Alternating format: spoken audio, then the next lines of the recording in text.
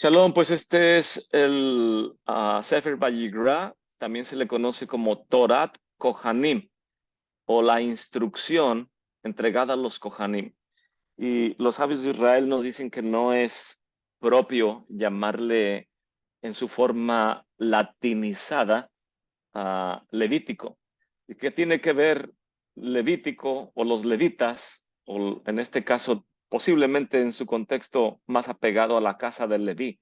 Pero de la casa de Leví, ¿de qué estamos hablando? ¿De los levitas cuya tarea es definida en el Mishkan o de los Kohanim, descendientes de la casa de Aarón, cuya faena también tiene que ver con los aspectos de servicio del santuario, pero en un sentido más elevado que los levitas y que los israelitas? Y leemos en el Sidur, en las mañanas, que por causa de nuestras transgresiones, el santo templo ha sido destruido y ya no tenemos a los Kohanim haciendo la faena, ni los levitas sobre los escalones llamados el Duján, con los instrumentos y con el canto, y tampoco tenemos a los israelitas presenciando el servicio. Y cada mañana, muy temprano, se levantaba el gritón, que no era el gallo, y este Cohen, que anunciaba los servicios, gritaba y decía en diferentes ocasiones, Kohanim, a sus puestos, levitas, a su estrado, israelitas, a presenciar el servicio. Y hoy en día ya no tenemos al gritón y no tenemos a los Kohanim porque no hay templo, ni levitas con sus instrumentos cantando. Y dice en el libro del profeta Oseas, mas tú dijiste que nuestros labios compensen por los novillos. Entonces, hoy en día agarramos el libro de oración, hacemos nuestro recorrido de tefilot, de oraciones, y eso es contado como si estuviéramos llevando a cabo el servicio en el santuario. Pero sobre quién recae la responsabilidad de instruir al pueblo de todos estos aspectos del servicio, los sabios de Israel nos dicen que nos lo enseña el libro de Vayigra, que es el centro de la Torah. Hay dos libros antes de él y dos libros después, como flanqueándolo, y el tema principal viene en el centro. El libro de Apocalipsis está escrito en esa estructura que se le llama quiástica. También el libro de Isaías, la Torá, el libro de los Salmos, en el cual nos da un tema al principio y luego viene el mensaje principal en el centro y parece que la parte final nos repite lo que ya nos habló al principio. Es cuando nuestra mente detecta ese tipo de repetición en una parte y en otra y ves que en el centro hay algo que no se repitió al principio ni al final. Seguramente hay un mensaje el cual está en el centro de ese contexto de estructura. Y Vayigra, en este caso, se le conoce como Torat Kohanim, la enseñanza de lo relacionado a los Kohanim y cómo percibir todo lo relacionado a los Kohanim, que ya vimos la lectura Vayikra y la letra Aleph pequeña, y nos comienza hablando del altar y de todas las ofrendas que se tienen que traer sobre el altar. Los sabios dicen, ¿qué tiene que ver eso con los levitas, con los instrumentos o siendo guardias de las puertas del santuario?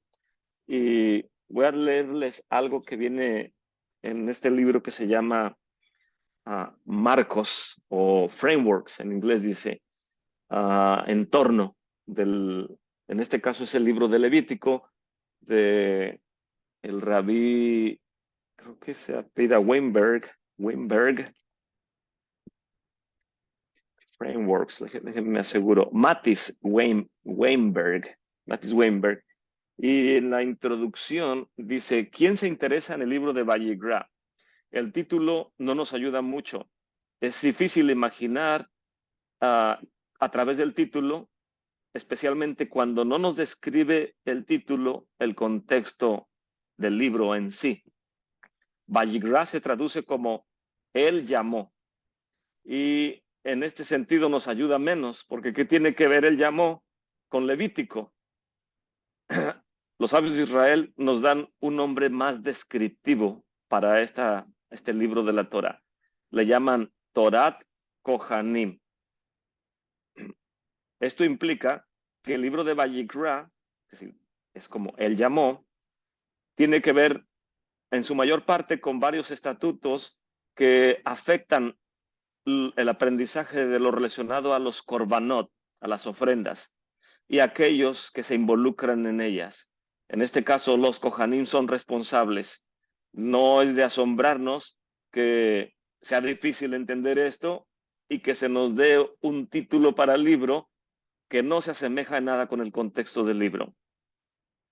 Como no es que todos los elementos del servicio no se hayan discutido antes del Levítico, mucho el libro de Shemot se dedicó en la narrativa para hablarnos de la arquitectura, los materiales, el financiamiento y la construcción del Mishkan o el tabernáculo, que más tarde se convertiría en el templo. Pero es más fácil aceptar la posibilidad de un significado espiritual saliendo del tabernáculo o de la casa de Dios que encontrar en nuestra mente una conexión con las ofrendas o los korbanot. Por más de 2000 años hemos estado fuera del concepto, del contexto del libro, y es el centro de la Torah. El Shir Hashirim Rabbah, o el Midrash en Cantar de Cantares, dice, 2 libros a un lado y 2 libros en el otro, Torat Kohanim está en el centro. Dice el rabí, ¿qué centro o qué es, en inglés dice, qué centerpiece o qué centro tan importante? Vayigra nos habla acerca de capítulos que definen o redefinen el pacto sinaítico y nos explica los detalles del servicio. Más adelante dice el rabí, empecemos con el nombre, Levítico, una versión latina del texto del griego que se adaptó para reemplazar Torat Kohanim. No es una traducción, Levítico, que nos ayude mucho a apreciar el servicio del cual nos habla el libro. Primero, tanto como una palabra nos puede transmitir el contexto, en este libro no hace justicia al nombre Levítico. Número 2, es indiscriminante. Levítico suena como alguien que está a cierta distancia de los Kohanim, o sea, los levitas, y no nos ayuda mucho llamarle Levítico y que nos empiece a explicar de aspectos de los Kohanim. Aquí vi una explicación. Dice el rabí que uno tiene que hacer una pausa al meditar en esto y cuando dice y llamó, cuando él llamó, significa que alguien te está llamando y cuando alguien te llama con cariño o con aprecio para que te acerques a él o a ella, tú no le das el teléfono por decir alguien te llama, no le dices, Levítico, Levítico. Le voy a decir, ¿Levítico qué? No soy levita, ¿eres tú levita o qué me tratas de decir? No, es que alguien te llama. ¿Y por qué me dices Levítico? El rabí está haciendo hincapié. La palabra Levítico no nos ayuda en nada a entender con el nombre o el título el contexto de lo que tiene el libro en sí mismo. Entonces, es un llamado de amor, es un llamado de acercamiento. Y para entender esto, los que nos ayudan a acercarnos es precisamente Hanim, a quienes les ha sido entregada la tarea junto con los levitas y con los sabios de Israel o el Sanhedrin para poder acercarnos al servicio del Eterno, bendito sea su nombre.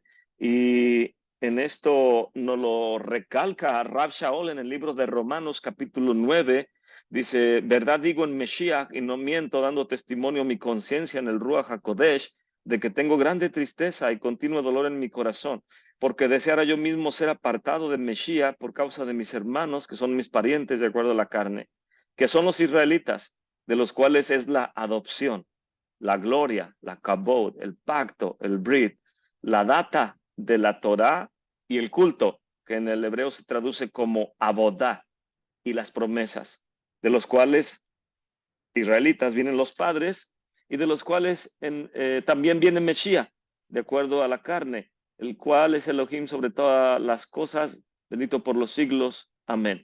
Pues aquí podemos ver que el abodá o el servicio es entregado al pueblo de Israel. Entonces la pregunta sería, ¿podré aprender del Sidur con Lutero? Lógico que no, porque él es literalista y él no entiende el contexto de lo que viene en la Biblia. Y si no entiende lo que vienen los profetas que describen la visión que el Eterno les da para la comunidad, mucho menos vamos a entender lo literal y lo inexplicable que viene la Torá. La Torá dice, esto se va a hacer. La pregunta es, ¿cómo lo voy a hacer? Pondrás el fuego sobre el altar. ¿Y cómo lo voy a poner? ¿Cómo acomodo la leña? ¿A qué hora? ¿Quién la va a poner? El día de ayer meditábamos en esta paracha de Levítico acerca de la ofrenda diaria, que traerás el cordero macho de 1 año en la mañana y otro en la tarde. Y si el altar mide alrededor de casi 19 metros en cada cara, 4 caras del altar, mide 19 metros. Y la Torah dice que pondrás la sangre alrededor. La pregunta es, le decía yo a la congregación una pregunta, ¿cuántos litros de sangre necesito, aunque sea goteándola, para cubrir el perímetro del altar? 19 metros por un lado, 19 metros por el otro, 19 metros por el otro y 19 metros por el otro. Si soy luterano y literalista y se me manda a construir el templo, ¿cómo lo voy a construir?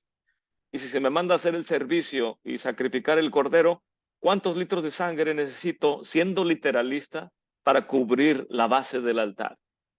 Los sabios y los kohanim, que tienen una herencia rica desde tiempo del Sinaí, si no es que más antiguo que ello, nos describen cómo se acomoda la leña sobre el altar.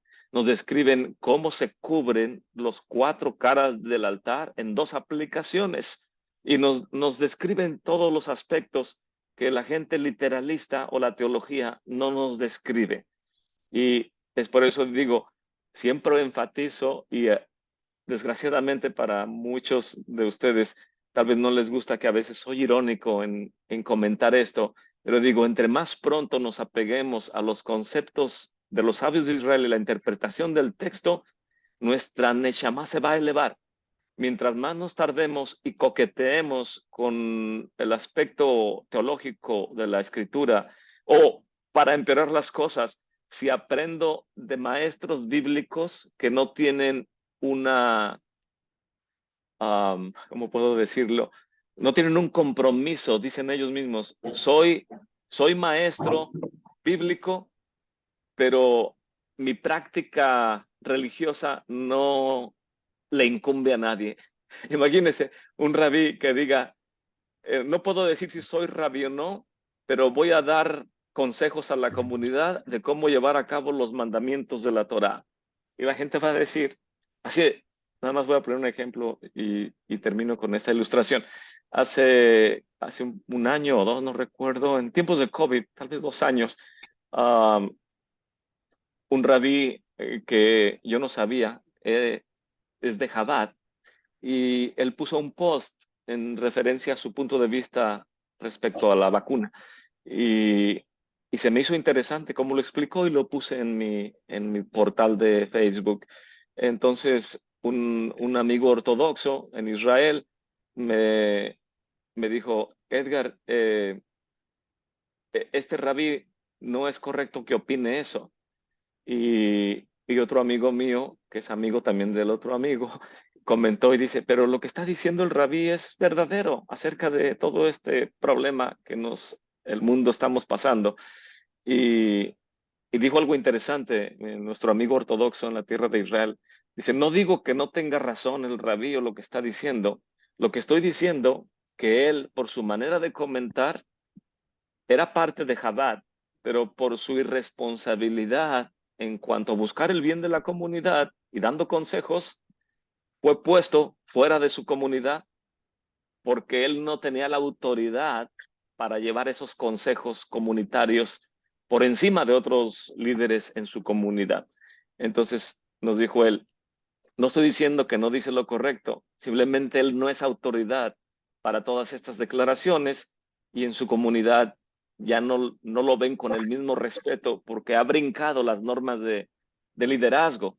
Y en ese contexto tenemos que ver la importancia de lo que estudiamos, de quién viene.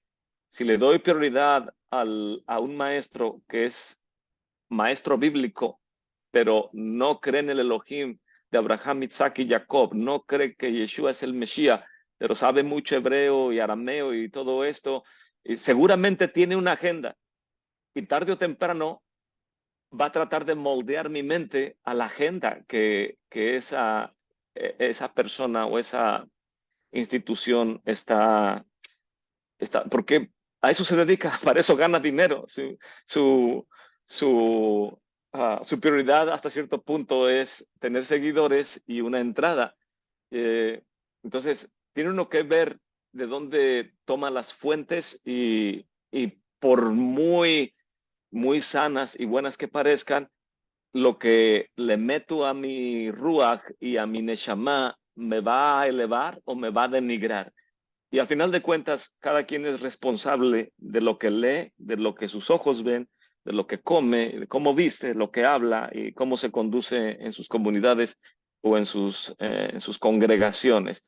Pues todo redunda en responsabilidad. Y el día del juicio no va a estar alguien ahí diciendo o nosotros acusándolo. Es que él me dijo o ella me dijo. Ahí cada quien compareceremos por nuestras propias acciones. Al final de cuentas, en eso recae la responsabilidad. Y voy a ir a la siguiente lámina. Entonces, en la Parashat Tetzaveh dice, harás que se acerque a ti de entre los Bene Israel tu hermano, a Aarón y con él sus hijos, para que me sirvan como Kohanim. A Aarón con Nadab y Abihu, Eleazar y Tamar, los hijos de Aarón. Harás vestiduras sagradas para tu hermano Aarón, para gloria y para hermosura. Éxodo 28. Esto es lo que les darás para consagrarlos, para que me sirvan como Kohanim. Y después harás, en versículos después harás que Aarón y sus hijos se acerquen a la entrada de la tienda de reunión y los lavarás con agua. Tomarás las vestiduras, pondrás sobre Aarón la túnica, el manto del efod, del pectoral, ceñirás con el cinto tejido del efod, pondrás la tiara sobre su cabeza y pondrás la diadema santa, tomarás aceite, lo ungirás, también harás que sus hijos se acerquen, pondrás túnicas, ceñirás, los atarás, sus mitras, y tendrán la quejuná por un estatuto perpetuo. Así consagrarás a Aarón y a sus hijos. Todavía no es terminado el Mishkan. Estoy hablando de la Parashat Tetzaveh, en el libro de Shemot, al final, las últimas parachás. Y ahí ya se nos está dando la instrucción. El Mishkan está en construcción. Se tienen que también construir todas las vestimentas de los Kohanim. Y ya se nos está instruyendo en la Torah cuál es el modus operandi para los representantes Torat Kohanim de aquellos que tienen la responsabilidad del servicio en el santuario y de poder elevar a la comunidad a un aspecto espiritual que no lo podemos hacer sin el santuario y sin Kohanim, ni Levaim, ni sabios del Sanhedrin. Todo eso es necesario. Si no fuera necesario, el Eterno no nos lo hubiera dado como instrucción. Cuando desgraciadamente Moshe estaba en el monte Sinaí, no era desgraciadamente que él estaba ahí, eso es algo muy hermoso, pero desgraciadamente cuando descendió ya estaba la comunidad con el becerro de oro, con el ídolo y las primeras tablas, que el primer mandamiento, Anoji, Hashem Elohim, yo soy Adonai su Elohim. Dice, ¿para qué estoy aquí? La letra de Anoji se elevó, la Nun, la Hei y todas las letras del mandamiento principal dijeron, aquí ya no nos necesitan, tienen su propio Dios, no tenemos nada que hacer aquí. Se fueron elevando al trono de la gloria a donde habían venido y las piedras se hicieron tan pesadas que Moshe las tuvo que soltar y se quebraron. Estuvo por 40 días intercediendo con el pueblo, arreglando los asuntos. Volvió a subir en el primero de Elul. Por 40 días estuvo en la presencia del Eterno, bendito sea su nombre. Descendió en Yom Kippur con el segundo juego de tablas. en el cual se nos instruía. Los sabios dicen que este segundo juego de tablas no era de la misma calidad como el primero. El primero fue dado en el hebreo que hoy en día tenemos en base a las reformas de Edras, pero el segundo juego de tablas estaba en el hebreo que le llamamos pictográfico, y la condición de la comunidad no era como el primer ascenso de Moshe, por lo cual se nos dio un hebreo menos elevado. Y es hasta el tiempo de Esdras cuando vienen a reconstruir lo que había sido destruido por Babilonia y encuentran el Sefer Torah de Moshe que había encontrado el rey Yoshiyahu en el santuario, y, y era el único que estaba escrito en este tipo de hebreo. En el hebreo que hoy en día tenemos se le llama asurita o de Asiria, que el hebreo que practicaban el pueblo judío estando en el exilio. Y es por eso que la escritura en la pared, Daniel lo pudo interpretar, porque el dedo en la pared estaba escribiendo no en pictográfico, sino en el hebreo moderno que hoy conocemos. Bueno, le decimos moderno, pero es más antiguo. Y es el hebreo más elevado. Y solamente lo conocían los más estudiosos, en este caso Daniel, de la tribu de Judá, es de los privilegiados en conocer el hebreo de las primeras tablas. Y es por eso que él pudo leer lo que decía el dedo en la pared e interpretar estas cosas. Entonces, menciono esto porque ser literalista y creer que sabemos más que el pueblo de Israel, reemplazando el calendario, reemplazando el hebreo y decir yo sé más que la comunidad ortodoxa y todo esto no denota más que un alma denigrada, un alma dolida, un alma que quiere llamar la atención, un niño que está haciendo un berrinche y gritando y pataleando, diciendo, aquí estoy, y sé más que ustedes, háganme caso. Y uno tiene que decir, no, está bien, hijo, no es así. Tenemos que caminar de esta manera, ¿ok? No es correcto hacer berrinches. Hay que estudiar la Torá, hay que estudiar a los sabios de Israel. Antes de decir nosotros que sabemos mucho más, estudiemos Rashi, estudiemos el Rambam, estudiemos la Mishnah y leamos el texto, hagamos uso correcto de las herramientas y después podemos ver otras cosas. Entonces, es todo un contexto el imbuirnos en el estudio de la Torah sin un motivo ulterior más que cumplir nuestro propósito por el cual venimos a este mundo. La ceremonia de investidura en el Mishkan, que ahorita estamos en las lecturas precisamente de Vayikra, se le llama Miluim, y a partir del 23 del mes de Adar da inicio a la ceremonia de investidura por 7 días, culminando del 23 de Adar por 7 días al octavo es el primero de Nisan. Entonces, el primero de Nisan se le connota o se le conoce también como el octavo día. También el octavo día se le llama el Yom Echad. En otras palabras, si la narrativa de Génesis o de Bereshit dice, y el Eterno creó la luz y fue Yom Echad, fue el día primero. Algunos estudiosos dicen, es que posiblemente ya había 7 anterior a este, y esta es la culminación de la semana anterior. Pero la culminación es connotación del Olam Haba. No dice Yom Rishon, no dice el día primero de 7, sino dice un día completo, un día pleno. Se le llama también el octavo día. Quiere decir que si la humanidad tenemos una tarea que cumplir por 7,000 años, y de Adán a Abraham, que nació en 1948, lo recuerdo porque coincide con la institución del Estado de Israel, 1940, pasaron 2,000 años, de Adán a Abraham. De Abraham a Yeshua pasaron 2,000 años. De Yeshua a nuestros días ya estamos en el 2023. Estamos a punto de entrar a la era mesiánica. Y una vez que entremos a la era mesiánica con la resurrección de los muertos, nadie sabemos el día ni la hora, solamente nuestro Padre en el cielo. Una vez que entremos a la era mesiánica, ya comienza el año 6001, o sea, el periodo del milenio. Pero al final del milenio, el mismo Mesías, dice el libro de Corintios, al final él mismo le entregará el reino al Padre y él mismo se sujetará a aquel que le sujetó a él todas las cosas. para que el Padre sea la cabeza en todo.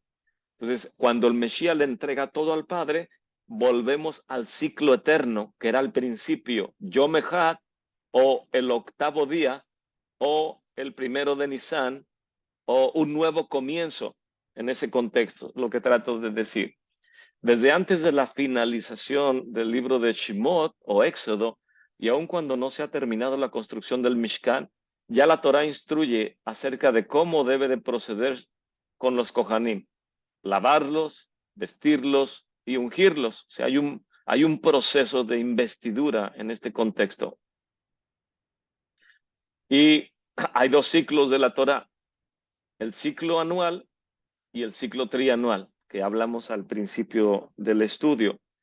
El ciclo anual, la lectura, los 5 libros se cubren en el ciclo de un año, lo dice su nombre. El trianual también, su mismo nombre lo dice. En este periodo se invertían 3 a 3 años y medio para la lectura de los 5 libros de la Torá.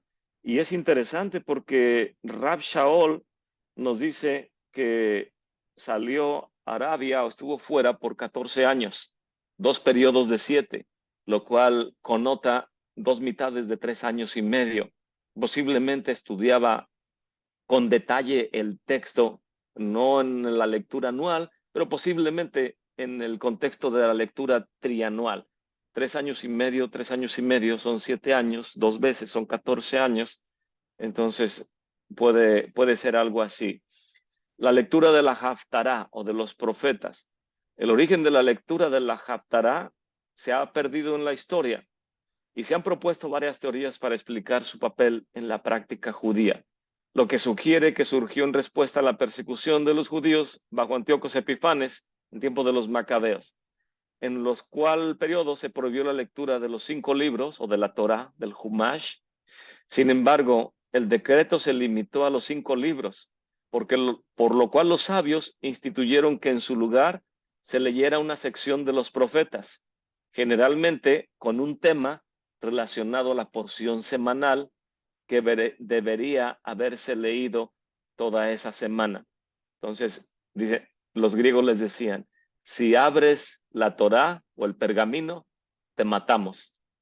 Y los sabios, ok, podemos abrir Isaías, podemos hablar de Jeremías y Ezequiel y esto, ok, puedes hablar de ellos, porque tus mandamientos y lo del Shabbat, la Brit Milá, la circuncisión y todas esas cosas que las naciones aborrecen, eso no queremos que lean, pero pueden leer las historias de los profetas. Entonces los sabios dijeron, busquemos en los profetas temas de lo que habla la parashá y vamos a seguir nuestro aprendizaje de la Torá a través de las palabras de los profetas.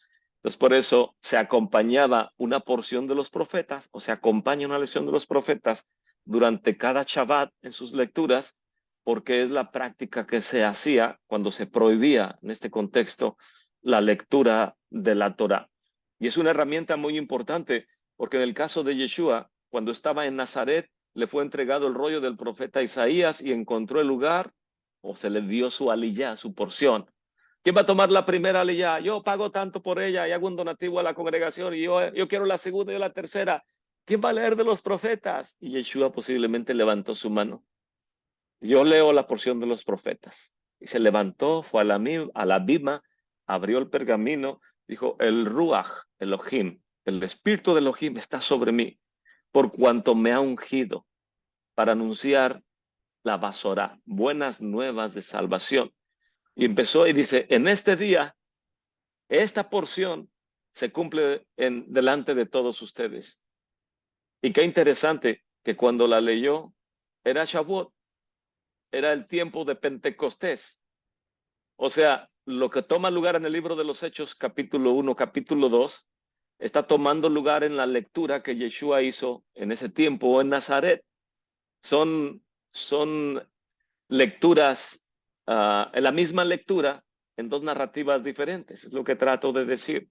Entonces podemos ver el contexto de la narrativa en base al orden que el pueblo de Israel tenemos en cuanto a las lecturas. Y lógico, aprendemos que si cambiamos las cosas o alteramos los libros de oración o alteramos las lecturas trianuales o las lecturas anuales o hacemos los libros más chiquitos porque somos flojos para cargar, o no queremos comprar, o como usted lo quiera ver, lo único que hacemos es meternos en problemas, porque menos vamos a entender lo que está detrás de toda esta estructura. Aquí tengo la ilustración que hace unos minutos compartía con ustedes acerca de la lectura trianual, como nos lo enseña la Enciclopedia Judaica. Les voy a tratar de ilustrar un poco aquí con, déjame ver si me deja, creo que sí. Aquí viene en la parte superior, que me muevo mi...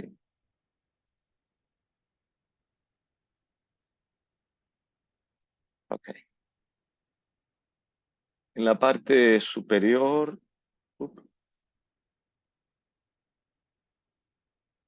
tenemos el primer año, segundo año.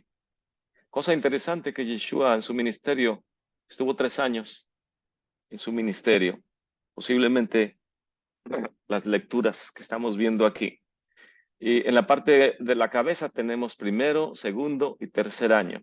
Y en la parte izquierda tenemos Nisan, Iyar, Sivan, Tamuz, Av, Elul, Tisri, Hezvan, Kislev, Tevet, Shivat, Adar.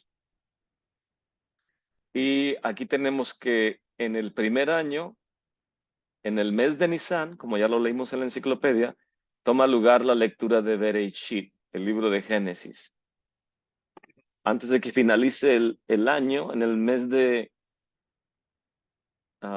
Kislev, Tevet, Shivat, tenemos la lectura de Shemot, Éxodo.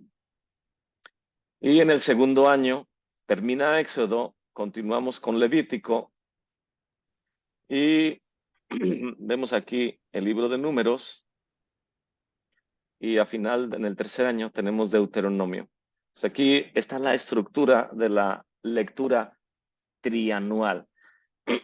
Cuando estaba buscando la lectura de Isaías, aquí la podemos ver, perdón, en el mes de Sivan, cuando es Shavuot, en la primera semana, en el día 6. Y cuando estaba yo estudiando para esa presentación, estaba viendo la investidura de los Kohanim en el libro de Levítico para Shemini, que significa el octavo día, que ya vienen las lecturas en las siguientes semanas. Estaba investigando acerca de eso. Es cuando estaba viendo lo que es esta sección del libro de Levítico, viendo Levítico capítulo 1, 2, 3, 4, 5, 6, que vienen todas las lecturas, y usted le puede poner, como yo lo hice en mi impresión que puse aquí, para Shabbat Yigra, es esta sección de aquí, y a partir de Levítico 6.1, que es este de aquí, y Jeremías 7.21, está muy pequeña la ilustración, arriba es la primera lectura que estamos viendo ahorita, Vayikra. Y la semana que viene se lee la paracha Sab. Sab. Y luego después viene capítulo 8, verso 1, la paracha Shemini, el octavo. Qué interesante. ¿Cuál es la lectura de los profetas? Ezequiel 43:27. ¿Cuál es la lectura de Sab? Jeremías.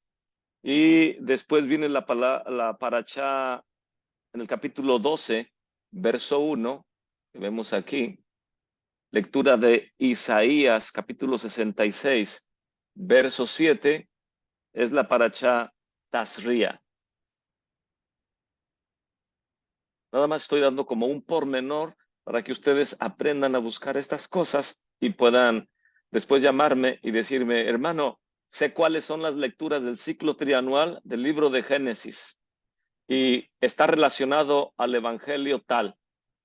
Y a otra persona, hermano, ya encontré las lecturas relacionadas al evangelio de Lucas o al de Mateo y en el ciclo trianual corresponde a tal libro y se leía en tal mes y Yeshua hizo tal cosa en tal mes con tal persona porque estaba llevando a la vida real, no solamente lectura del libro, sino literalmente levantando muertos, literalmente sanando a mujer con el flujo de sangre, como lo vemos aquí en Parashat Tazria, como viene después a Jarei Med, después de la muerte de los hijos de Aarón, Yeshua va y resucita a una jovencita. Entonces, literalmente se lee la Parashá y él está llevando a la vida real. La pregunta es, si las lecturas de los profetas, como aquí viene Primera de Reyes 8:58, 7:8, perdón, 14, aquí, si en esta porción de la Parashá se lee Parashá Metzora, ¿qué es lo que Yeshua está haciendo? Sanando al leproso o a los leprosos. ¿Y cuál es la porción que se lee? Naamán el sirio. Entonces, la pregunta es, ¿Yeshua está a favor de la ley oral cuando los sabios instituyeron la lectura de los profetas porque Babilonia y los griegos se los prohibían y los mataban si la leían? Entonces, cuando Yeshua viene y cumple todas las lecturas en su ministerio, pregunta, ¿estará a favor de la ley oral? ¿Estará a favor de los sabios de Israel? ¿O qué autoridad tengo yo para discriminar a los sabios de Israel sin ninguna razón ni motivo más que el literalismo de Lutero y la teología de la iglesia que dice que Yeshua aborrecía a los hipócritas fariseos? Entonces, porque dice eso, ya voy a generalizar y decir, todos los fariseos del Sanedrín del siglo primero eran hipócritas. El hipócrita estoy siendo yo, porque estoy generalizando en algo que desconozco. Pues para poder afirmar algo sin saber, se debe de tener mucha, ¿cómo se?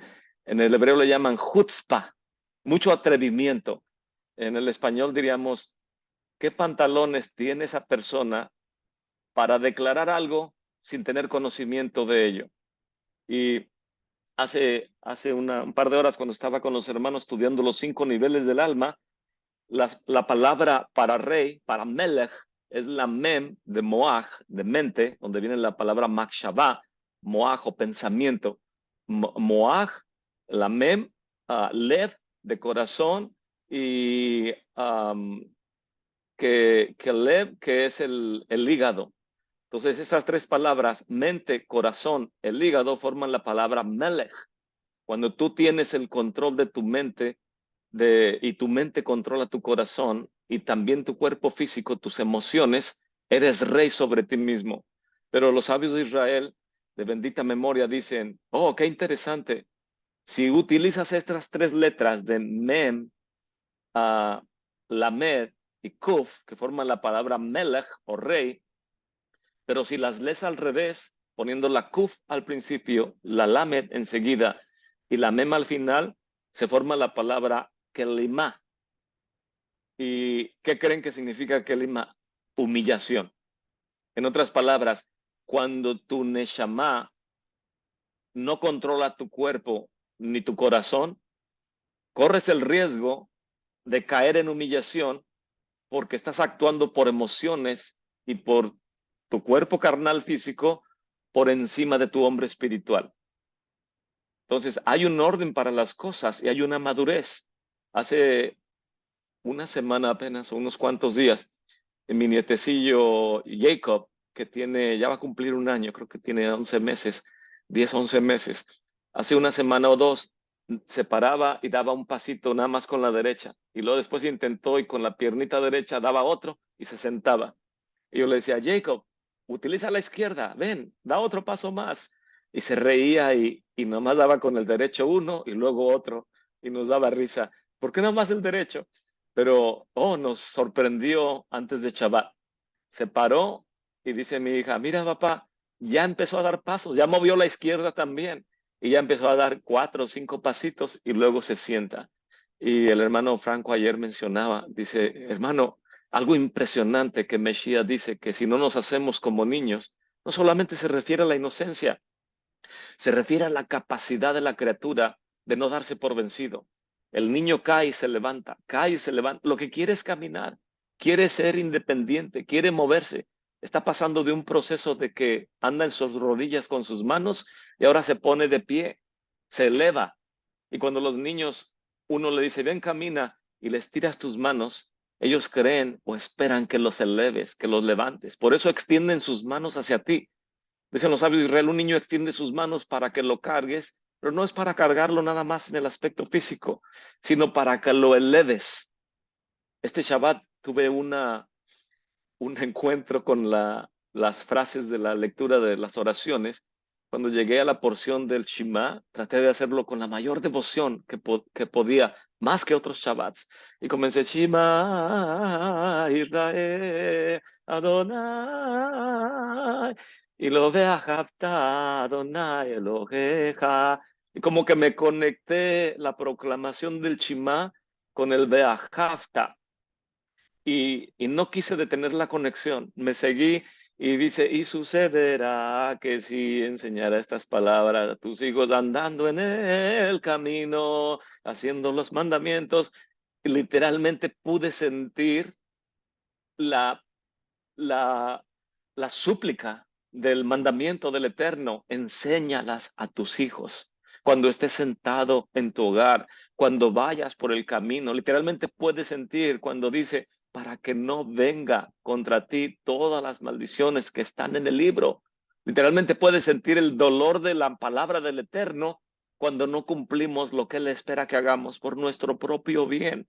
Entonces, qué interesante es aprender las tonaditas. Qué interesante es hacer las cosas como Jajamín nos lo enseña. Qué interesante es llevar ya sea la lectura trianual o la anual de una manera correcta. Qué interesante que tengamos a alguien que sea un Hassan, otro que haga las lecturas y que todos juntos como equipo podemos hacer el servicio del Eterno, porque había Kohanim. Kohanim, a su servicio, levitas al estrado con sus instrumentos, israelitas a su posición, ya sea en el atrio de Israel o en el atrio de las mujeres. Cada quien cumplimos una función y un propósito, y tenemos que permitir que nuestra neshama se eleve. No podemos estar siempre gateando, tenemos que caminar y después firme nuestro caminar antes de poder correr. Eh, y aquí es lo interesante de estas lecturas trianuales, que Mesías literalmente está llevando a la vida diaria y llevándole esa luz y esa fortaleza a la comunidad, no nada más leyendo. Oh, préstenme el libro de Isaías, yo leo la Haftará, ¿ok? Mesías aquí en medio de ustedes, reconozcan quién está en medio de ustedes. Ese no es el propósito. El propósito no es cuánto hebreo sabes, y tampoco es qué bonito cantas. El propósito es, puedes ver el espíritu detrás de la letra y transmitirlo a la congregación, o transmitírtelo a ti mismo al menos, y en base a eso ir edificando, perdón. Qué importante es prestar atención a esos detalles tan llenos de vida y de fortaleza como es la lectura de la Torah o el servicio litúrgico en la congregación o en la sinagoga. Entonces aquí está el ciclo trianual. Eh, yo solamente estoy tocando por encima algunos aspectos en este caso, del libro de Levítico y su relación con la lectura en el libro de Marcos, que también vienen algunas partes en el libro de Juan y en el libro de Lucas, nos ayudan a identificar el contexto cronológico de las lecturas y los actos de Mesías en los evangelios. Vayikra, estas son las lecturas del libro, lo que ya hicimos el Shabbat pasado. Vayikra, la semana que entra, con el favor del Eterno, Sav. Sav tiene que ver con secreciones o un aspecto de impureza de la comunidad, en la cual si una mujer dio a luz, tuvo una secreción o está en su periodo, o un varón tuvo una secreción en su cuerpo, o alguien, el Eterno no lo permita, tiene una secreción no natural, por decir, constante fluir de sangre en su nariz o en sus oídos, alguna infección, alguno de sus orificios del cuerpo no trabaja correctamente, entonces la Parashá Sav nos da las restricciones en el aspecto de impureza ritual para poder ir al Mishkan o en tiempo del templo. Entonces, todo este aspecto Yeshua lo está lo está describiendo cuando está sacando espíritus impuros de las personas o cuando está sanando al paralítico. Todo esto es relacionado a esta lectura de la Parashá en el libro de Vayikra.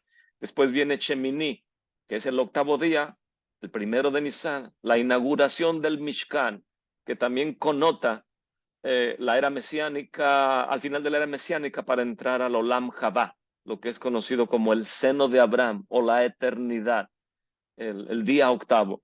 Luego viene Tasria, Metzora, Ahareimot, Kedoshim, Emor y Behar.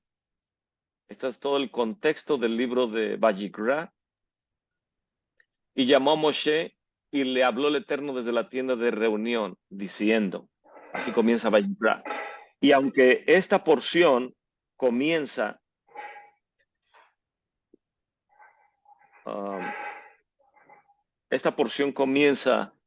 alguien tiene su micrófono abierto, creo que es el hermano Nicolás. Esta porción comienza instruyendo acerca de los korbanot, las ofrendas elevadas, ya sea de la vacada o de las ovejas o de las cabras o de las aves y las ofrendas farineseas.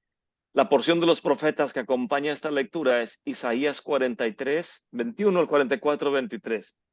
Y en ella, en esta porción, se concluye con la promesa de restauración del pueblo de Israel y la Kejuná o el sacerdocio que le ha sido dado a la nación de Israel para guiar a todas las naciones en la era mesiánica. Esto es enfático en la porción de Isaías, si usted lo puede leer con más detalles. Voy a dejar de compartir, déjeme ver. Me voy a tomar la libertad de hacer al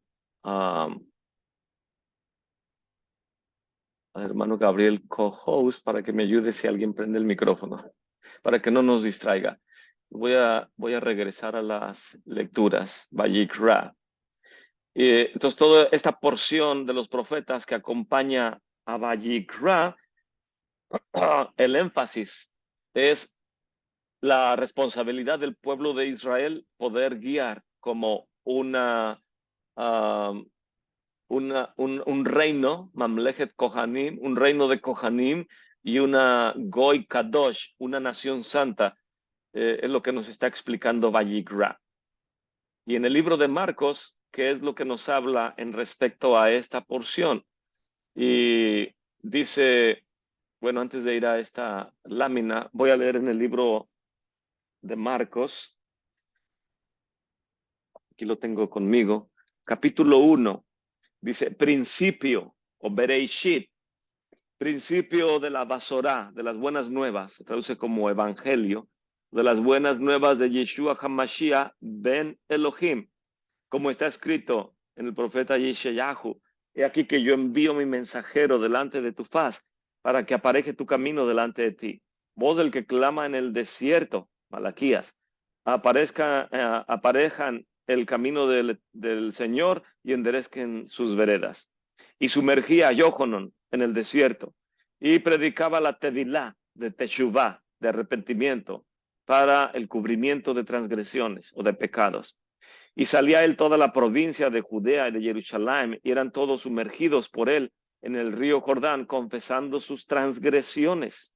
Por cierto, nada más quiero aclarar que cuando Juan está sumergiendo a la comunidad, no está agarrándolos de su espalda, ni le está diciendo que se tapen su nariz con su mano derecha y crucen sus manos encima o sobre su pecho, y diciéndole a otro hermano, a copastor, estoy tratando de enfatizar que eso no se hacía, diciéndole, vamos a recostar a esta persona porque bautismo significa muerte y resurrección del Mesías. Es un concepto teológico cristiano. Mientras que el contexto, cuando este libro fue escrito y la narrativa que nos está diciendo el libro, no existía el cristianismo. Entonces, es imposible que la persona estuviera haciendo este protocolo de inmersión. Cómo se sumergen las personas en la migva o cómo se mete uno en un cuerpo de agua viva, de acuerdo a los sabios de Israel, uno lo hace como está la criatura en el vientre de su madre.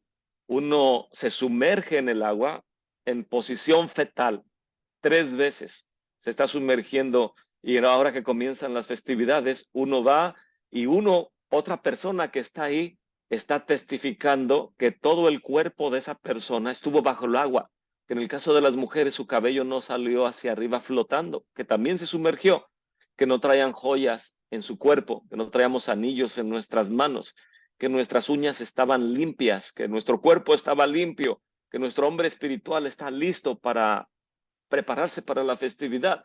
Entonces, descendemos a las aguas y salimos de ahí como si fuéramos una nueva criatura 3 veces y luego decimos la oración al final. Baruch atah Adonai, bendito eres tú Adonai, nuestro Elohim, Rey del universo, que nos santifica con sus mandamientos y nos manda elevarnos. Asher kiddushanu bemizvotav betzivanu, netilat, significa levantar o elevar, elevarnos para Pesaj, para la festividad de Pesaj en este caso. Y cuando la mujer baja a la mikvah por causa de que su esposo estuvo fuera o ella estuvo terminando su periodo, baja y dice, bendito eres Señor nuestro Elohim del universo, que nos santificas con tus mandamientos y nos manda a hacer tevilá o la netilat tevilá por causa de impureza para estar con mi esposo. Entonces, la doctrina de purificaciones no es que existe un solo bautismo, aunque la escritura dice una fe, una imuná, una don y una tevilá, tenemos que reconciliarlo, porque en el libro de los Hebreos dice, debiendo haber dejado atrás la imposición de manos y la doctrina de tevilot, quiere decir que hay una práctica constante de purificación dentro de la comunidad. Y no podemos tapar el ojo con un dedo. Es obvio que hay una doctrina de purificación para la comunidad dependiendo en el periodo del año y las circunstancias personales y familiares. Entonces aquí, volviendo al texto de Marcos capítulo 1, eran todos sumergidos y confesaban sus transgresiones. Juan estaba de pie, testificando que lo estaban haciendo correctamente y por el bien de la comunidad. Y él decía, verso 7, detrás de mí viene el que es más poderoso que yo, al cual no soy digno de desatar encorvado la correa de sus zapatos. Yo a la verdad testifico que se sumergen en el agua, mas él va a testificar que son llenos del Ruach HaKodesh. Y aconteció en aquellos días que Yeshua vino de Nazaret, de Galilea, y se sumergió dando testimonio Yohanan en el Jordán. Y luego, ascendiendo del agua, vio abrirse los cielos y al Ruach como una forma de paloma que descendía sobre él. Y una voz del cielo que decía, tú eres mi hijo amado, en ti tomo contentamiento. Y luego el Ruach le impele al desierto. Y estuvo ahí en el desierto 40 días y era tentado por Satán. Y volviendo a la lectura trianual, déjame ver dónde está esa ilustración. La lectura trianual. ¿Cuándo es cuando comienza el periodo de Teshuvah? En el Lul. Aquí lo podemos ver. Ciclo trianual, primer año, Nisan, Niyar, Sivan, Tamuz, Av. El Lul, segundo año, libro de Levítico, está Yeshua bajando las aguas de la purificación. ¿En qué mes? Aquí vemos, en el mes de Elul. ¿Y qué se hace en Elul? Teshuvah. ¿Cuántos días son de Teshuvah? 40 días de preparación, 30 de Elul y 10 del mes de Tisri. Claramente el texto nos está diciendo aquí que Yohanan dice, no soy digno, detrás de mí viene uno que nos va a sumergir en el Ruach HaKodesh. Y le decía que se arrepienten. Y Yeshua es llevado al desierto durante 40 días y estaba ahí con las fieras. Los ángeles le servían. Mas después de que Yohanan fue encarcelado, vino Yeshua a Galilea predicando las buenas nuevas o la basorá del Malkut Hashamayim, Malkut Elohim, o el reino de los cielos, diciendo, el tiempo está aquí El reino del Eterno está aquí. Arrepiéntanse, hagan teshuva y crean en las buenas nuevas. Y pasando junto al mar de Galilea, vio a Simón, a Andrés, que se traduce como Adán o hombre, su hermano que estaba, echaban la red en la mar porque eran pescadores. Y les dijo Yeshua, vengan en pos de mí y haré que sean pescadores de hombres. O sea, aquí vemos cómo inicia él lo que se conoce como su ministerio, bajando a las aguas, que es lo mismo que habíamos visto, cómo se hace la investidura, lavarás a Aarón y a sus hijos con aguas y les pondrás las túnicas y los ceñirás, toda la investidura. Yeshua está haciendo un protocolo de investidura en el segundo año de la lectura, cuando se hace el libro de lectura del Levítico, y Marcos nos está testificando de ello. No solamente Marcos, también el libro de Lucas está hablando acerca de cuando Yeshua desciende a las aguas. Y a ver dónde viene esto. Um, el libro de Juan, perdón. También ahorita vamos a ir a Lucas, pero el libro de Juan, en el capítulo 1, dice principio, en el principio, Bereishit. Y más adelante dice, yo no soy el Mesías, verso 21. ¿Qué pues, eres tú el Eliyahu? Dijo, no soy. ¿Eres tú el Hanabí, el profeta? Dijo, no. ¿Quién eres pues para que demos respuesta a los que nos enviaron? ¿Qué dices de ti mismo? Yo soy la voz del que clama en el desierto, enderezcan el camino del Eterno, como dijo Yeshayahu, Hanabí. Y los que habían sido enviados eran de los fariseos. Y le preguntaron, le dijeron, ¿por qué pues purificas o sumerges y tú no eres el Mesías, ni el Eliyahu, ni el Hanabí? Y Johanan le responde, yo sumerjo o testifico que bajan al agua, mas en medio de ustedes ha estado a quien ustedes no conocen. Este es el que ha de venir tras de mí, el cual es antes que yo, del cual no soy digno de desatar la correa de su zapato. Estas cosas acontecieron en Betábara, de la otra parte del Jordán. Eso fue un día, la narrativa. Verso 29.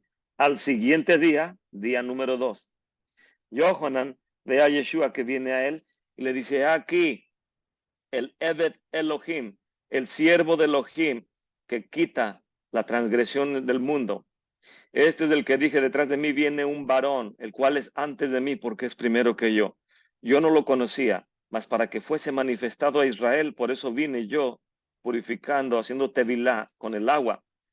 Y Johanan dio testimonio, vi al Ruach que descendía sobre él. Y me voy a adelantar, verso 35. Al día siguiente, ya van 3 días, otra vez estaba Johanan y 2 de sus talmidim, y mirando a Yeshua que andaba por ahí, le dijo, he aquí el siervo de Elohim. Y oyéndolo sus 2 discípulos hablar, siguieron a Yeshua.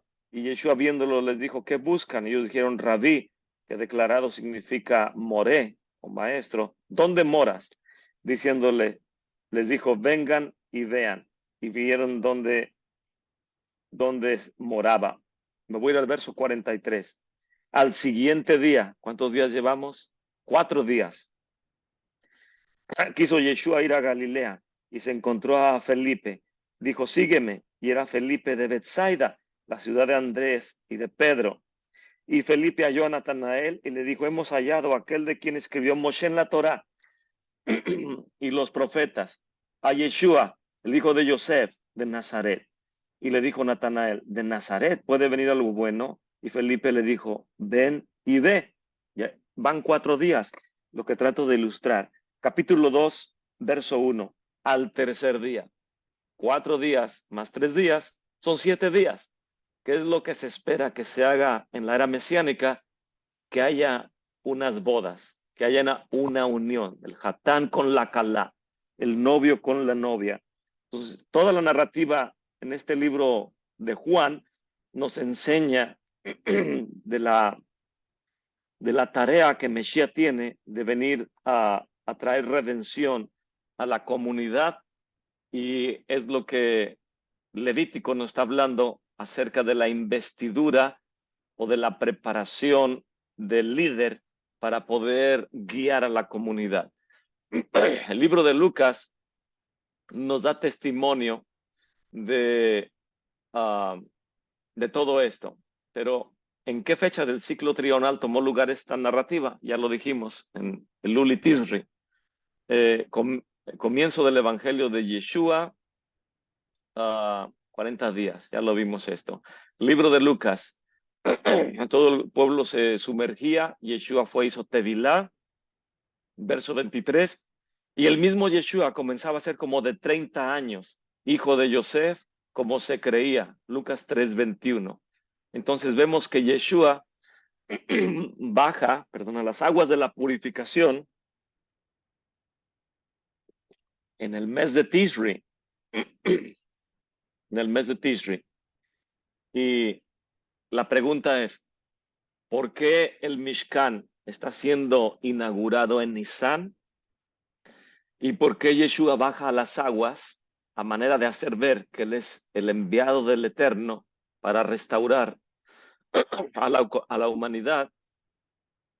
Y el libro de Hebreos nos lo dice claramente, que no venía a tomar el lugar del sacerdocio levítico, porque ya había un sacerdocio aquí, más el sacerdocio, la quejuná, el liderazgo de servicio de Mesías, es un tanto superior al sacerdocio de Aarón, por cuanto el sacerdocio de Aarón, que me tomo un poco de agua, perdón.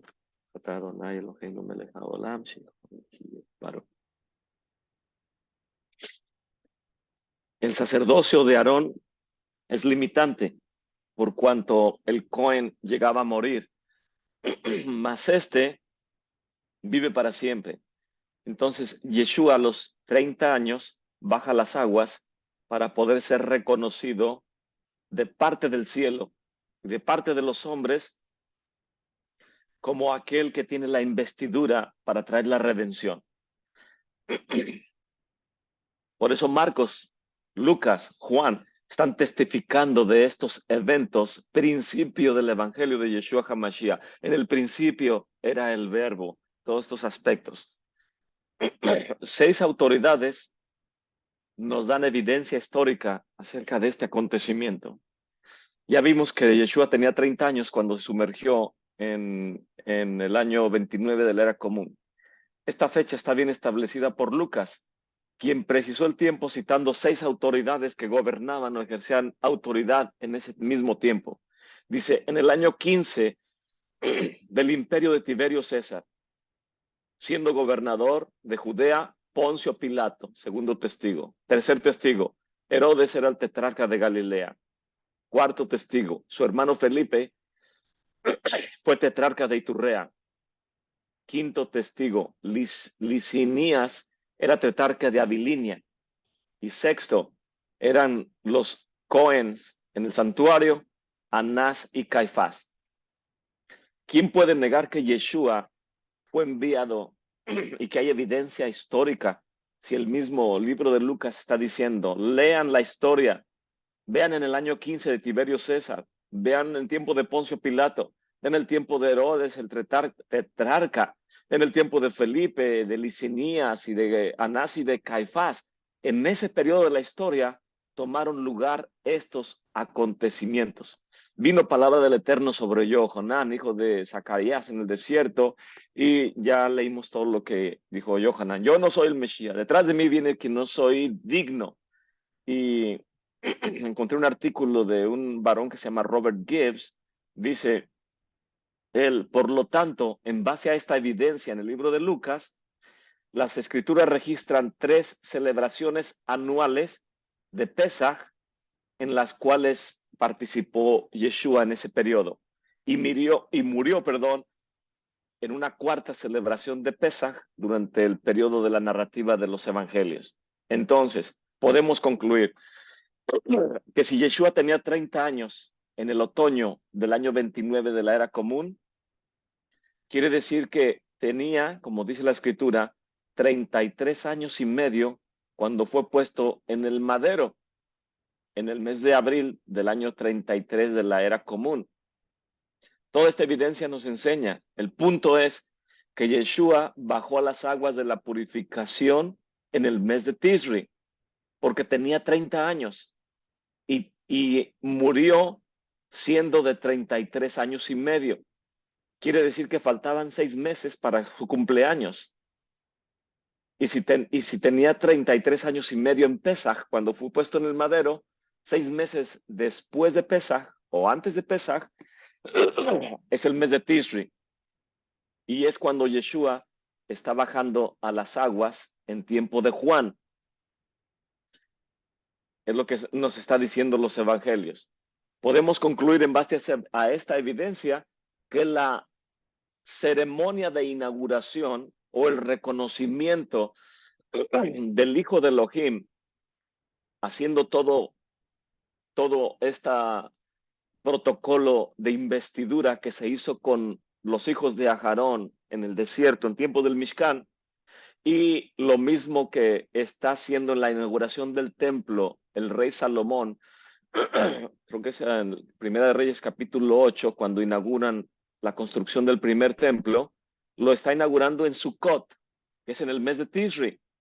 El libro de Ezequiel, ahorita lo vamos a ver, que también están consagrando el altar en la era del milenio, en el mes de Tisri. Podemos ver todos estos paralelismos. El libro de los jubileos, en los rollos del mal muerto, dice que el nuevo Cohen Gadol es reconocido en su investidura en el séptimo mes, en Tisri. Así es el comienzo del ministerio de Yeshua. Toma lugar en el otoño. Si es puesto en el madero en Pesaj, podemos contar 3 años y medio hacia atrás y por lo tanto su ministerio comenzó en Tisri, teniendo 30 años de edad. El libro de Deuteronomio, lo tengo aquí, dice Instrucciones Moshe, capítulo 18, verso 15. Profeta, Hanabí, de en medio de ti, de tus hermanos como yo, te levantará Adonai tu Elohim. A él escucharás, conforme a todas las cosas que pediste al Señor tu Elohim en Horeb, en el día de la asamblea, diciendo, no vuelva a oír la voz de Adonai mi Elohim, ni vea yo más este grande fuego para que no muera. Y el Eterno me dijo, han hablado bien lo que han dicho. Profeta, les despertaré de en medio de sus hermanos, como tú, Moshe, y pondré mis palabras en su boca, y él les hablará todo lo que yo les mandare. Mas será que cualquiera que no oyere mis palabras que él hablare en mi nombre, yo le demandaré a esa alma. Es decir, que Yeshua es el enviado. Usted puede leer en la enciclopedia judaica leyes de envío. El enviado representa 100% al que lo envió. Y si el enviado se desvía de la tarea que le dio el que lo envió, tiene sentencia de muerte sobre su cabeza. Yeshua dice, las palabras que yo les hablo no son mías, sino las del que me envió, porque no he venido a hacer mi voluntad, sino la voluntad del que me envió. Él constantemente está declarando, soy el enviado. Y siendo el enviado, la gente lo ve como Elohim mismo. Es el hijo de Elohim. Representa la divinidad en este mundo. Mucha gente tiene problema con estos conceptos y empiezan como eran los arianos en tiempo de los padres de la iglesia, gente más perversa, antisemita, que formó la teología cristiana. Todos ellos que eran a Santo Tomás de Aquino, el que le llamaban boca dorada, a Juan Crisóstomos, que aborrecía al pueblo judío, que hablaba, disculpe la expresión, pestes contra el pueblo judío. ¿Cómo es posible que la gente sigue las enseñanzas de estos perversos para establecer la identidad de Mesías? Y hoy en día en las raíces hebreas o en el mesianismo, como usted lo quiera llamar, el despertar de Israel, como muchos le dicen, tratan de interpretar el texto en base a la teología y a la sola escritura. No es más que denigrar el crecimiento de tu propia Neshama, volver a ese periodo tan oscuro de la historia de la humanidad. El profeta, cuando la gente vio la señal que Yeshua había realizado, dijeron, Juan 6:14, verdaderamente este es el profeta que había de venir al mundo. Al escuchar estas palabras, las personas dijeron, este verdaderamente es el profeta, este es Mesías, Juan 7:40. Otros dijeron, es Eliyahu. Y otros dijeron, no, Hanadí, el profeta, o como uno de los profetas. Marcos, el traductor me puso Marcos 6:15. La multitud respondió, este es Yeshua, Hanadí, el profeta de Nazaret, de Galilea. Mateo 21. Una sensación de asombro se apoderó de todos ellos y glorificaron al Eterno. Un grande profeta, Hanadí Hagadol, ha aparecido entre nosotros. Y dijeron, Elohim ha visitado a su pueblo. Qué glorioso ver al enviado del Eterno, del cual habló Moshe Rabbeinu desde en el día de la asamblea, Yom HaKahal, en el libro de Deuteronomio, capítulo 18, verso 15, creo que en el capítulo 9 y 10, habla en el día de la asamblea, en el día de la Kehilá. Y en ese contexto de ese día, está Moshe dando todas estas instrucciones que tenemos que escuchar las palabras del profeta. Y Mesías dice, las palabras no son mías, sino del que me envió. Y por lo tanto, la ceremonia de investidura, de inauguración de la Kejuná, tomó lugar en el desierto en el mes de Nisan. Y cómo es que el aspecto de Ezequiel y lo que nos narran los evangelios en referente a Yeshua, su lavamiento, porque el lavamiento es con un propósito. Bajo las aguas por Pesaj, bajo las aguas porque la mujer va a estar con su esposo, bajo las aguas porque tuve una secreción nocturna, bajo las aguas porque tomé en mis manos una serpiente y la Torah dice que tengo que bajar a hacer tevilá. Entonces, cada vez que bajo a hacer tevilá, hago mi declaración. Bendito eres Adonai, nuestro Elohim, Rey del universo, que nos santificas con tus mandamientos y me mandas a hacer tevilá por causa de que estaba impuro porque agarré una serpiente y ahora me purifico delante de ti. Entonces la pregunta es, si hay una doctrina de purificación, ¿cuál debió haber sido la verajá que Yeshua dijo cuando bajó a las aguas? Seguramente fue, bendito eres Adonai, nuestro Elohim, Rey del universo, que nos santificas con tus mandamientos y me mandas elevarme para cumplir la tarea de traer la redención a la humanidad. Y la voz se escucha desde el cielo, este es mi hijo amado, en el cual me complazco que así sea.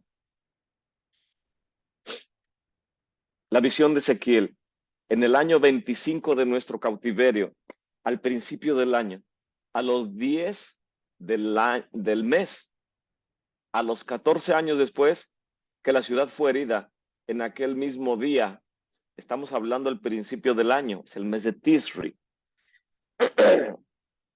Y me dijo, hijo de hombre, así ha dicho Adonai Elohim, estas son las leyes del altar, en las que será hecho para ofrecer sobre él holocausto y para esparcir sobre él sangre. Darás a los Kohanim Levim, que son del linaje de Sadoc, que se acerquen a mí, dijo Adonai Elohim, para ministrarme.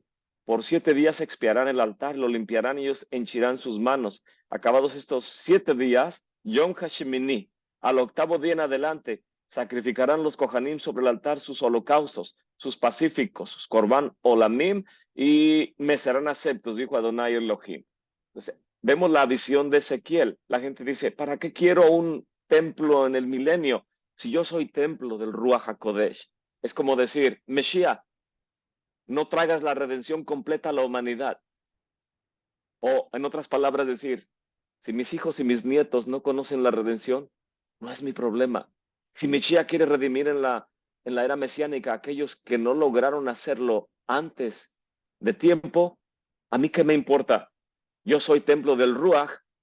Yo no quiero que haya era mesiánica. Mesías, no vengas en la era mesiánica, que no se ha inaugurado el santuario en la era mesiánica. A mí lo que me importa es que me lleves directo al Olam Jabá y lo demás no es mi problema. En otras palabras, eso es lo que la gente está tratando de decir cuando dice, no necesitamos un templo, no necesitamos ofrendas sobre el altar, no necesitamos a Mesías oficiando en la era mesiánica sobre el templo, no necesitamos escuchar la frase en Corintios que al final del milenio él mismo le entregará al Padre todo y él mismo se sujetará. Las personas dicen, a mí no me importa que te sujetes ni le entregues todo al Padre. Lo que yo quiero es saber que ya me redimiste y que me llevaste al Olam Jabá, al seno de Abraham. Se necesitan muchos pantalones o atrevidos para racionalizar de esa manera y ser una persona egoísta. Ya voy a terminar. El libro de Levítico nos habla de la quejuná del sacerdocio, el servicio relacionado al altar, tomando lugar la inauguración en el mes de Aviv. En el libro de Marcos, el libro de Ezequiel, nos habla acerca de la quejuná de Mesías, de acuerdo al orden de Melquisedec, que al igual que la narrativa del libro de Ezequiel, se instaura en el séptimo mes del año y no en el primero, que es Aviv. El mes de Tisri también se le llama el primero, es cabeza de año, Rosh Hashanah. El libro de Ezequiel lo dice. Si usted tiene problemas en llamarle Rosh Hashanah, tiene que arreglar eso leyendo el texto, porque el profeta Ezequiel es superior en espiritualidad a nosotros y él le llama Rosh Hashanah, cabeza del año. Ahí se terminan mis presentaciones. Entonces, aquí termino esta presentación. Espero que sea de bendición para todos ustedes.